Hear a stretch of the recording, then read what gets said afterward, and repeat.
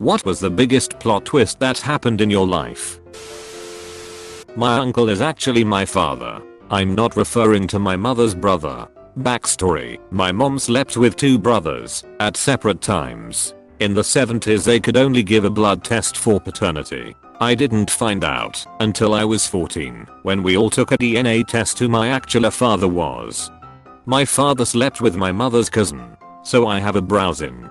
My aunt, by marriage twice, had kids by two of my dad's brothers. They're half siblings and half cousins as well. She also slept with several of my dad's other brothers. He's 13th of 15 with only one girl. My mom and I haven't really had any relationship for the past 5 years for a lot of reasons. A couple of huge parts of that being my having left the religion that I was raised in and her having severe bipolar disorder that made her nearly impossible to deal with, which she refused to maintain treatment for. We have only spoken once in the last 5 years, and it was awful. It was about a year and a half ago. I drove down to CA to visit her, 450 miles from me, and tried to patch things up. It ended up in a huge blowout fight, and generally went as poorly as it possibly could. We never spoke again. One morning in May of this year my dad showed up at my door randomly. He and my mom had been divorced for many years, and said we needed to talk. The apartment building my mom was living in had been set on fire and she didn't make it out. I still can't believe how hard it hit me. It changed me. Maybe forever. The worst part was about 3 weeks ago, when I was trying to remember the password to an old PayPal account. I had to have it reset, and it was sent to an old email address that I haven't used in years. When I logged in I found an email from her, sent just shortly before she died, apologizing and trying to reconnect and make amends. We had been out of contact for so long it was the last email address she had for me. But since I hadn't been using it for years I didn't get her message until months after her death. I injected heroin for years, but never shared needles. After I had quit, a woman I was with took a stepanel and gave me the worst news, that she had Hep B. My heart was broken for her and myself. For 2 months I was sure this was the case, and that I'd be dealing with us for the foreseeable future. It then turned out that while she was a brilliant person, with English as her third language, she didn't realize that negative meant she was in the clear. When she told me I almost had a breakdown.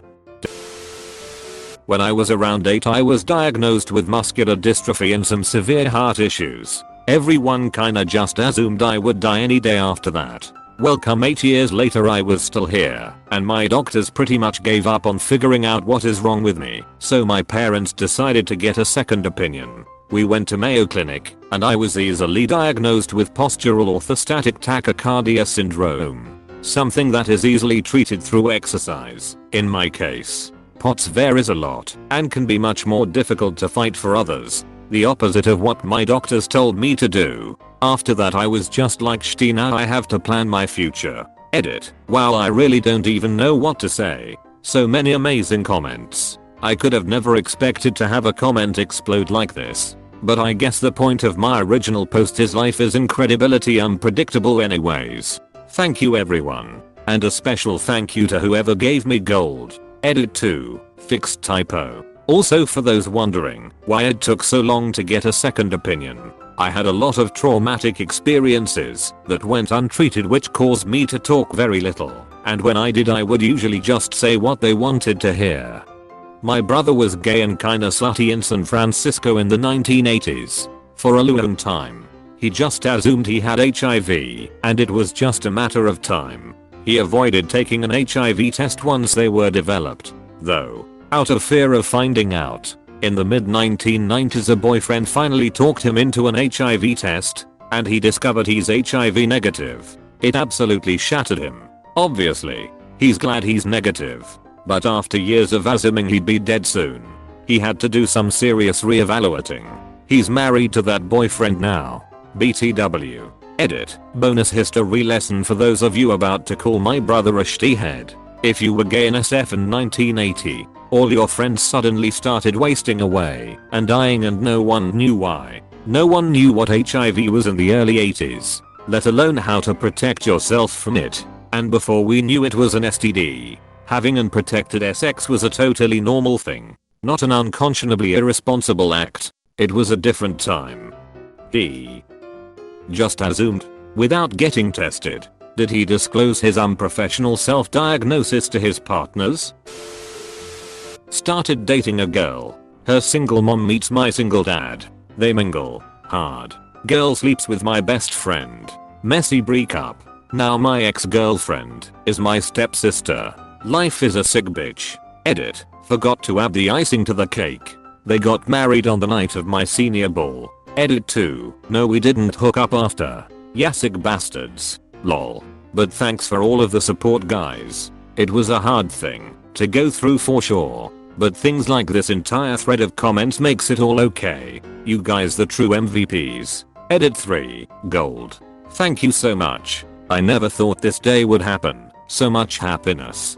If you played your cards right, you could have ended up as your own grandpa. Yeah. But then he needs to buy a new microwave. The past year has been one consistent plot twist. I enter my first year of college, wanting to connect with my grandmother more after my grandfather passed away when bam, she ducking passes away from kidney failure. Try to take it and get my mind off of things by walking my dog more when bam, my dog passes away from leg carcinoma. I try to keep focused on my work and future and do well on my midterms in March when bam, my dad ducking passes away from surgery complications. I tell myself to keep strong and go on with my second year of college. My dad's lifelong best friend promises to teach me how to grill the way my father used to when bam, he ducking dies from a heart attack. Wife was pregnant with our third and last planned child. We ended up in the era she was miscarrying. The nurse cried because the fetus was not viable, so there was nothing to be done. It was horrible. One of the first times I felt completely helpless as an adult. Welp. Turns out the miscarry was actually her body making room for twins. The girls are 5 now. Went from losing 1 to gaining 2. Edit. I apologize for poor phrasing. I typed it late on mobile. Let me clear up some things. The couple previous ultrasounds only showed single baby. There was only a single heartbeat. The miscarry symptoms, horrible cramping, pressure, blood loss, was her body preparing for twins. We did not lose a baby. We were told we were losing it by doctors and had accepted that. In the end we gained 2. But not without another scare. The position of fetus B was in a dangerous location. That would make overall development and C-section very dangerous. We were told for the second time that we'd more than likely lose a baby. My wife was put on bed rest and went on to carry the twins to full term. The unlikely twin is named Grace. PS thanks for gold. This thread is an emotional roller coaster. Grew up with a normal loving family. 3 brothers, mom and dad. Plot twist, mom cheated and one brother has another father. I then learn my dad has been depressed and putting up with my mom for us kids and wants a divorce. Another plot twist.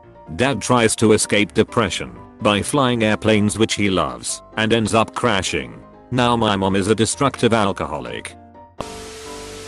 I was transferred to a division. Within a few months my new supervisor and I hated each other. She was incompetent and I spoke up when she screwed up. She made my life hell and finally decided to give me a job that she thought would make me quit. I packed up my stuff in a box and asked for help moving to my new desk. She said she didn't have anyone to spare. I was carrying my box and didn't see a spill on the floor. Ironically, just outside her office, I slipped, fell, and broke my knee. I'm on permanent disability. Very legitimately. Received a huge settlement. Lifetime healthcare. Retired early. She was demoted, then fired, partially due to the way she handled my case. This all happened a few years ago. Recently when my husband and I were grocery shopping, I saw her in the store. I didn't want to see her, but my husband caught her eye and gave her a big thumbs up.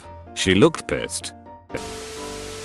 Was a rebellious teenager. My mom had gotten fed up and committed me to a psych hospital saying I was threatening to kill her and myself. It was actually really great and helped me kind of get zen. The day before I was supposed to be released my mom came to visit to tell me my dad died during the night. Turned my life upside down and I was 2 steps behind where I started. Took me years to recover. For 17 years I thought I had 2 birthmarks on my torso. That is until my then GF was curious about them and took a very close look at them. Turns out I have an extra set of nipples. Tiny but fully formed with a realus and all. Plot twist, you are a cat. You can milk anything with nipples. I bought a pair of dress pants for an interview for $2 at a thrift store and found $100 in the pocket. That was a good day. Edit. Yes, I got the job. It wasn't a great job, but hey, money. This happened to me once in a Goodwill. I was 10 and begged my mother for a purse I saw in Goodwill. She bought it, even though we didn't have the money. I found a $100 bill folded in one of the pockets and kept quiet all the way to the grocery store trying to figure out how many Beanie Babies I could buy including tax. Then I saw my mom counting her money and putting stuff back, and I told her what it found. Obligatory gold. Edit. Shut the front ducking door, y'all, someone gilded this? Seriously, this comment blew up. I was 10 when it happened, so it was 16 years ago at the Goodwill on Roxborough Road in Durham. My dad had just had back surgery and we were broke. My nana bought me a Beanie Baby, but mama got us all groceries. Thank you, kind stranger. I'm inclined to believe that someone goes to thrift stores and puts money in things kind like the people who go around and pay off people's layaways at Christmas. The girl who I took to homecoming and the girl who I went to prom with started dating a couple of months after I took her to prom. Damn homie, your dong is a lesbian matchmaker. Parents split when I was little. Came out to my mum and stepdad when I was 13. Phoned my dad up when I was 16 because it was time I had to let him know. Dad, I've got something to tell you. Whatever it is, I love you. I'm gay. So am I. What? Dad, stop matching with me on Grindr, it's not funny. I'm a male, and I grew up being interested in doing very feminine things. I hated sports. I was involved with theater throughout high school. I never dated or anything. So, my parents were constantly worried that I was gay. After college, I settled down and married the most wonderful woman on the planet. My parents were relieved. Plot twist, shortly after getting married, my sister came out of the closet and told them that she was gay. I met a girl through POF and dated her for a year. She lived 6 minutes up the street from me, so we saw each other quite often. Both of us were quite introverted, so we mainly only hung out with each other. We both considered the relationship to be serious and exclusive. Anyway, right from the start of the relationship, I noticed that she would text this one guy pretty frequently. I asked her about him, and she told me that he was her tattoo artist. Just to be snoopy, I checked out the website of the place she gets her tattoos done. Sure enough, there was a tattoo artist there with the same first name as the guy in her phone, but the last name was different. I asked her about it, and she quickly called me out on being paranoid and how it was ridiculous to think that she would lie to me. I agreed. It was pretty paranoid of me. Maybe 5 months later into the relationship, I'm on Facebook and I decide to search the name of the guy in her phone. A profile comes up in the same small city we both live in, but there is no profile picture or anything. I decide to bring it up with her again, because now there is 2 Facebook profiles, one who is actually a tattoo artist, and one who has the same name that is in her phone. She freaks out on me for bringing it up again and tells me that I'm crazy. I agreed, but just wanted a straight answer. She told me that I had nothing to be worried about.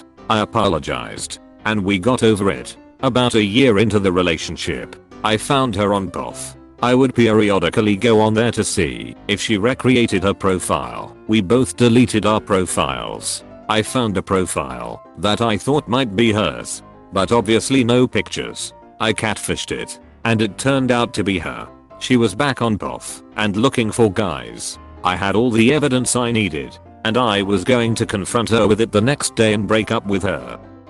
However, I thought that if I was going to break up with her, I was going to message this Facebook profile I had found that matched the name in her phone, just out of curiosity.